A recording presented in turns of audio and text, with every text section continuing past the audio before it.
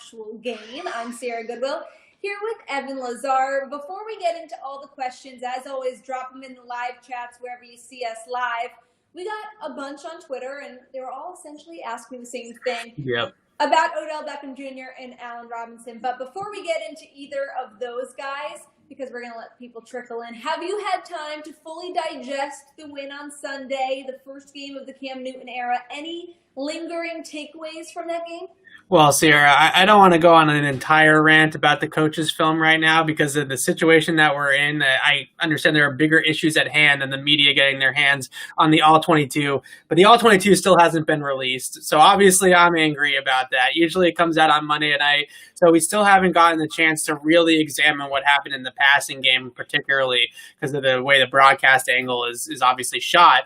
But at the same time, I think the biggest takeaway that I had was obviously all the things with Cam are awesome. All of it is great. We can talk a lot about it, all the different schemes, the sustainability of the whole thing, all that type of stuff. But I think at the end of the day, the way the defense performed, particularly in the front seven, and the way that they were able to put new pieces in place to fill out the guys that opted out or were traded in the offseason or left in the offseason, that's really, to me, I think what stood out the most was that they were able to put Adrian Phillips and Terrence Brooks and Jawan Bentley and have Copeland and Freddie Jennings play sparingly but important in key situations and piece this thing together in the front seven. I think that was a big concern coming in, and it's going to be really fascinating to see how they scheme up for Russell Wilson, how exactly they plan on containing him in the pocket. My guess is that a guy like Phillips or maybe even Kyle Duggar is going to be the spy on Wilson, and that's going to be a really fun matchup to watch as well. So I think that was my biggest takeaway at the end of the day, was that the defense looked pretty much the same as the defense looked last year, despite all of the new pieces. Before we get into OBJ and Robinson, we got a bunch of questions here about J.J. Taylor. What do you think his ceiling is? Belichick, great things to say about the UDFA today, this morning.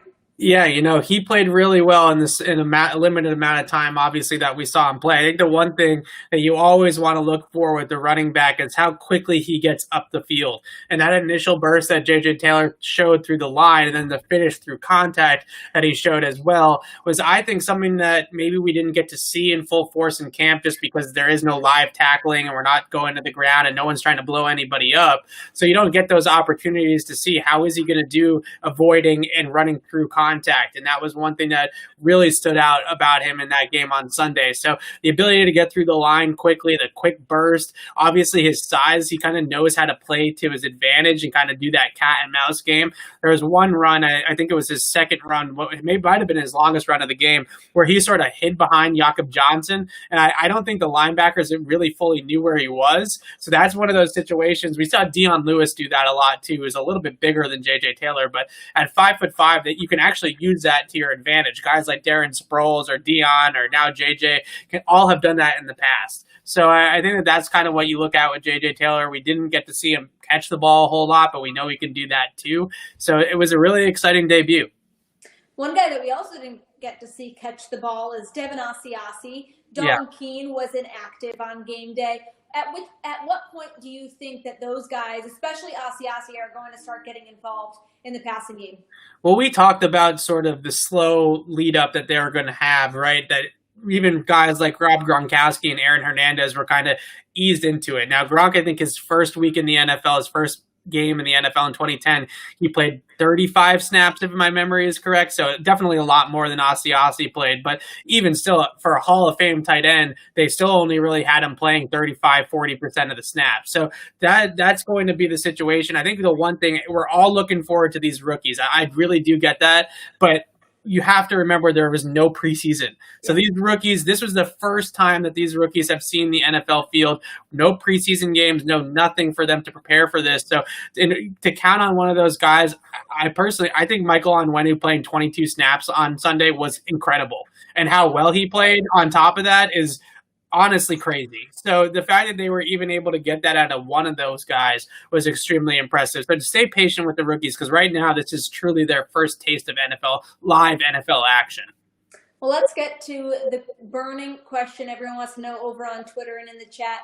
Apparently, Cleveland wants to deal OBJ, and we're hearing Allen Robinson has taken all mention of the Chicago Bears out of his social media.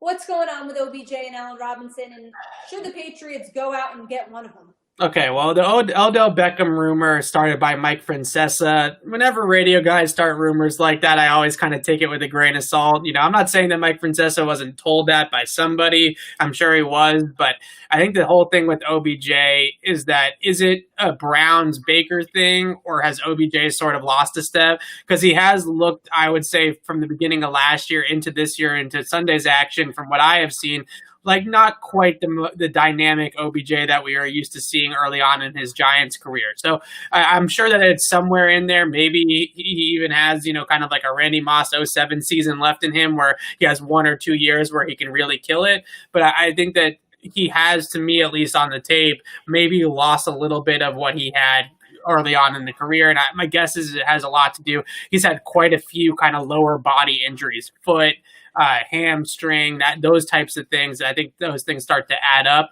Do we get asked about Allen Robinson yet, or should I go into that spiel? We do. We can go into that spiel. Okay, so Allen Robinson is a different animal to me because this guy is really a perfect Patriot wide receiver. He can play inside, he can play outside. He's got size, which is something that they've looked for over the last couple of years, and he's a really smart, kind of instinctual football player, and he has gone out there with Mitchell Trubisky and Blake Bortles and all these scrubs at quarterback and continues to put up huge production. So to me, OBJ, everybody sort of knows, is the top 5-10 receiver when he's right. I think Allen Robinson is underrated to the point where he deserves to be in that top 10 conversation, but really doesn't get that sort of love, I would say, from people on the outside. So he's a really great player. I would trade a first-round pick right now if they could net Allen Robinson in that deal. And he's not really making that much money either. He's on a really team-friendly contract. So is OBJ to a degree, but Allen Robinson, the Patriots are only going to have to pay him about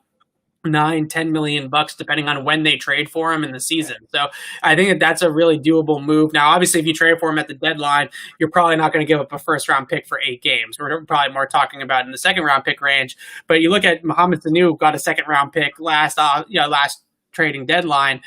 Allen Robinson's obviously a much superior player. So if we're talking about moving for OBJ, moving for Allen Robinson, we're going to be talking about giving up some serious draft capital. I like it. Well, I'm sure we're going to cover OBJ and Allen Robinson even more in depth on our website later on today, so we'll be on the lookout for that. Back to Sunday's game against the Dolphins, we have a lot of questions about individual players and their performances. First off, Chase Winovich. A lot of good things said about him by Bill Belichick after the game, saying expect him to play pretty much on all downs this season. And we saw him a little bit at nose tackle. Is that something that was unexpected or that he's had any experience doing? And how did you evaluate his overall performance?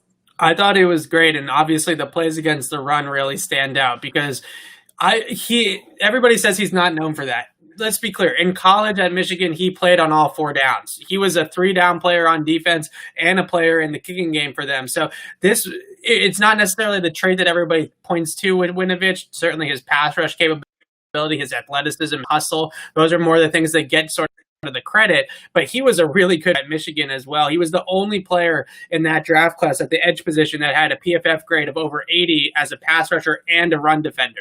So this is not a guy that's really as kind of green as a run defender as I think people think. So the plays that he made against the run really didn't surprise me a ton because I think he has shown that he's capable of doing that in the past. And the one thing that Belichick said after the game, I think it was his press conference after the game, or maybe it was Monday morning, he said that, they had Kyle Van Noy, they had Jamie Collins, they had Dante Hightower. There's a lot of veteran players ahead of Winovich on the depth chart, so it wasn't necessarily that he couldn't play more or that he wasn't capable of playing more. Just at the time, they just had other guys ahead of him on the depth chart, like I said. So he's really blossoming. The nose tackle thing was awesome. I thought that was really cool. We've seen the Patriots do that in the past. Mike Vrabel, I know, has done it in the past, and some of their other kind of twitchy or edge guys that can kind of just knife in just like Winovich did and really fire off the ball have also done that. I also think it was a little bit of a matchup thing where I don't think the Patriots were too high on the interior of the Dolphins offensive line. So why put one of your big Lawrence Guy type of guys right there in the middle when you can get that penetration from Winovich? Couple questions here about J.C. Jackson. The Patriots put out a video this morning. Bill Belichick giving him the game ball last week. What did you think about his overall performance against the Dolphins? Well, certainly coming to his. I think one thing I about this in my advanced report is that Belichick has sort of gotten a little bit more comfortable with letting J.C. Jackson play off the line of scrimmage. The Patriots are typically a very heavy press man team, right? They're constantly putting their cornerbacks in particular right up in the face of the wide receiver at the line of scrimmage. They want to jam him. They want to disrupt him at the line. And with J.C. in that game against Miami, they actually let him play off more than they let him play on the line of scrimmage and press. So what does that do for a cornerback? Well, what it allows them to do is allows them to not only guard their man, but also read the quarterback's eyes, right? So in terms of that interception at the end of the game, that interception doesn't happen if JC is playing press because his back is to the quarterback, so he can't read and react to the throw. So playing an off allows corners, and it's a riskier, kind of endeavor because sometimes it kind of attracts corners to jump routes and to jump receivers and try to go kind of hunt for interceptions, which can obviously put them in bad position at times if they're wrong, but it also allows them to be right some of the time, which is what we saw with JC on that play. So I think that allowing him to play off, allowing him to use his instincts and use his kind of feel for the game and coverage has really opened him up to a lot of those interceptions. Let's talk N'Keal Harry. 5 receptions for about 40 yards, but of course, everyone's just going to talk about that fumble at the goal line for a touchback. Were you happy with how N'Keal Harry looked overall on Sunday? Outside of the fumble, I was pretty pleased because I thought that he, for the first time, looked confident out there. It looked like he kind of felt like he was going up against guys that he could beat, which I don't think we really saw that from him last year. I think his confidence was waning at points, and it was sort of, in this that kind of rookie hazing limbo type of thing where like he didn't really look like himself out there. He's an alpha. He's a guy that's in college was super comfortable, knew that he was the best player on the field, that sort of mentality. And we didn't really see that from him as a rookie. So I thought in Sunday, he was definitely a little bit better in that regard, where it kind of felt like he was doing that. So I like to see that. The one route that he did have that I really like to see was that comeback curl type of option route where he read the coverage properly. He made a really nice break at the top of the route and was able to box out at the top of the route a little bit as well. That was the first time I think that we've seen him make that good of a break at the top of a route. So that was nice to see. Listen, we will have to see him get targeted more down the field. That wasn't really part of the game plan. I think this weekend in Seattle, their corners are a little bit more vulnerable down the field, and I'm looking forward to seeing if they can get him involved on the back shoulders, on the fades, on things like that, and let Cam give him a chance. Well, we got Danny Boyce feeling good about the Patriots after a Week 1 win. He said, although it's only been 1 week, when it's all said and done, do you think the Patriots are legitimate contenders? I think it's tough to kind of say that they're legitimate contenders because Cam still needs to stay healthy for the entire season for them to be legitimate contenders. So that's always the caveat with the Patriots. I get that, and it can kind of get annoying, but to me, it's really is the sort of last frontier for them, right? If they can keep Cam, and I would say to a lesser degree, but also equally Julian Edelman, both healthy and on the field and performing at 100%, then I do think that this team can contend. And I think that really what it comes down to is they have a formula that we saw on Sunday that can win football games. They're not going to run the ball 42 times and only throw it 19 times every single game. But if they can do that, right, and they can run the football and be a dynamic rushing attack like what we saw against Miami, we're not talking about 3.5 yards in a cloud of dust. We're talking about over 5 yards a carry, being really efficient on the ground. And then they can combine that with sort of, kind of situational passing, right, where they get plays in the passing game when they need them and play good defense and special teams and all that kind of stuff.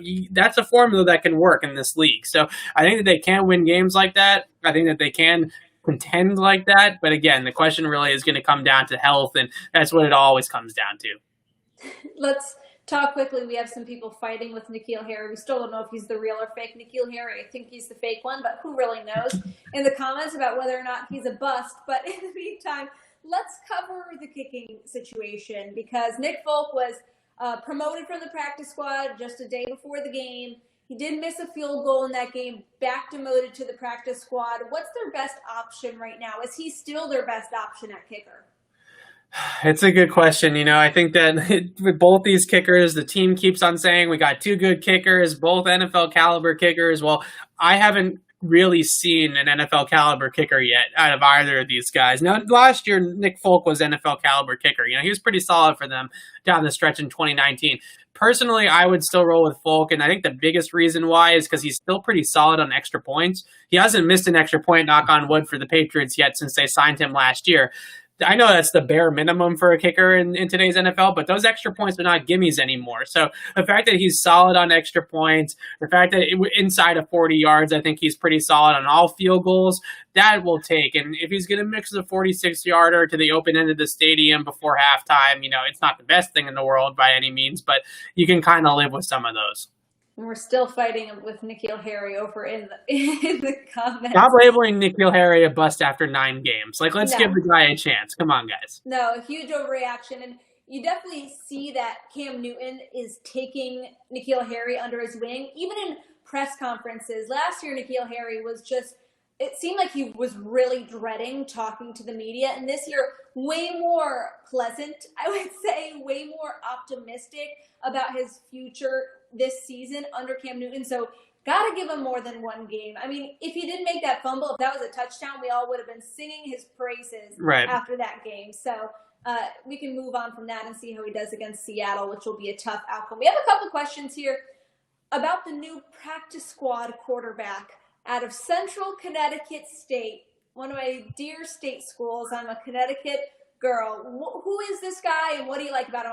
He's 6'7", so he's that's the starting point. But Jake Dolegala, I believe is how you say it. I'm terrible at pronouncing last names, so don't butcher me for that one. But he's an interesting player because in high school, he tore his labrum in his throwing shoulder his senior year of high school, and he had a bunch of FBS offers at that point.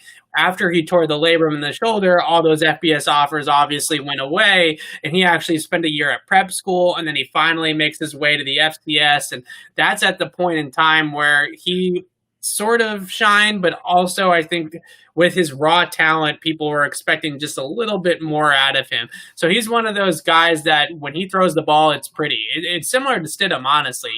When he throws it, it's really nice. It comes out of his hand nice. There's no hitches in his release. There's nothing disjointed about it. He has an absolute cannon of an arm. He might have had the biggest arm in that entire draft class a couple of years ago. So he's got a hose. He's got the size, obviously. He's got some athleticism. He ran around a little bit at the FCS level.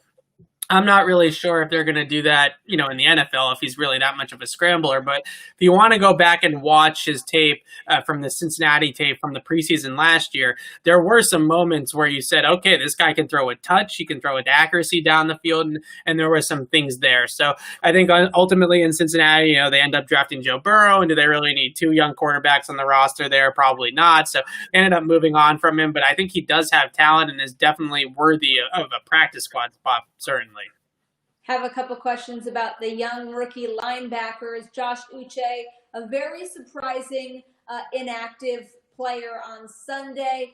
Anthony Jennings got the go-ahead. What did you think about about Jennings? And is Uche expected to play against Seattle and going forward?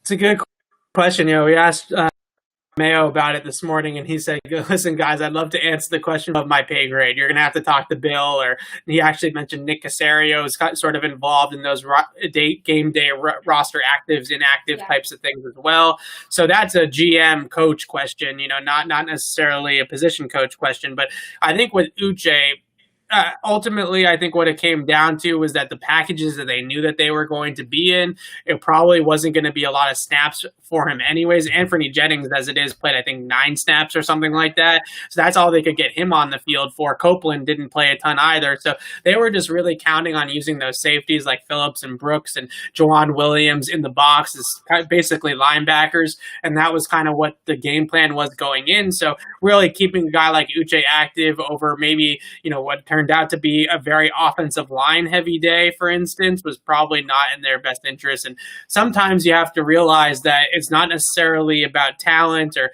about ability, but just the game plan going in, what exactly they're going to do defensively, offensively, plays a big role in who these guys are active or inactive. More questions here about some late additions, late viewers about Allen Robinson and Odell Beckham Jr. If you just want to quickly summarize your thoughts on that, and then they can head over to CLNS Media and Patriots Press Pass later today for our full breakdown. Yeah, so I think with OBJ, the question is how much do you feel he can really tap back into the old OBJ versus what we've seen in Cleveland over the last, 17 games or whatever it's been. I'm a big OBJ guy. I've written about the Patriots trading for OBJ in the past. We obviously know about his relationship with Cam Newton. That I think could be a factor here. He obviously did the offseason thing with Cam Newton, the roundtable discussion that they had right after Cam signed in New England. OBJ was a big part of that. So that's... there's a relationship there. They worked out in the off season, all that kind of stuff. So I think that Cam would obviously be the first one, clamoring for this one. But again, I really feel like at this point in time, I'm more confident in Allen Robinson's ability, and I would love to see him in New England.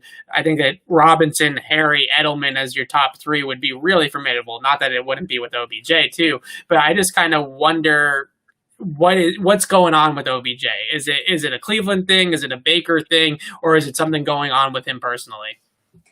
So much N'Keal Harry arguments here, and whether or not the Patriots should have gone with DK, if that's something they obviously regret now. But just again, at what point do you say, okay, they might have made a mistake? And how long is the grace period for N'Keal Harry to really come into his own? I would give him to the end of this season, honestly, and I know that a lot of people don't have that kind of patience, and I get that, but I would really wait until the end of this season to have a full kind of opinion on it, because I think in that first game, I know everybody doesn't want to hear the excuses, but Cam Newton only completed 15 balls and 5 of them went to N'Keal Harry. So a third of his completions in that game did go to N'Keal Harry and the number 1 first round pick and all that kind of stuff. So no, it wasn't explosive. No, it wasn't down the field. It wasn't any of those things, but he was involved, and there was a couple of plays, a little screen RPO that they ran. He certainly left yards on the field. I thought that some of the bashing of him for leaving so many yards on the field on that play went a little bit too far, if you ask me, but he definitely got tackled by a guy he shouldn't got tackled by just on first contact. But it looked to me like he kind of was unexpectedly kind of got caught in the middle of a cut and sort of running him over, and wasn't exactly sure, should I try to juke him or should I run him over? And he got kind of caught in the middle and sort of got himself tackled almost. So there was instances in that game certainly where he made mistakes. The fumble, that was certainly there. But again, the explosiveness, the route running, the ability to create some separation in the targets that he did have, the scheme touches and the ability to kind of create like that. That 2nd and 5 play doesn't get looked at a whole lot either. Cam actually checked out of that play and kind of hit Harry by surprise, and it was a bad throw. It was up and high and behind him, and N'Keal kind of turned and made the catch, and then it was able to run over some guys for a first down. So those little plays right there suggest to me that he's making baby steps. That's what I wrote on Sunday.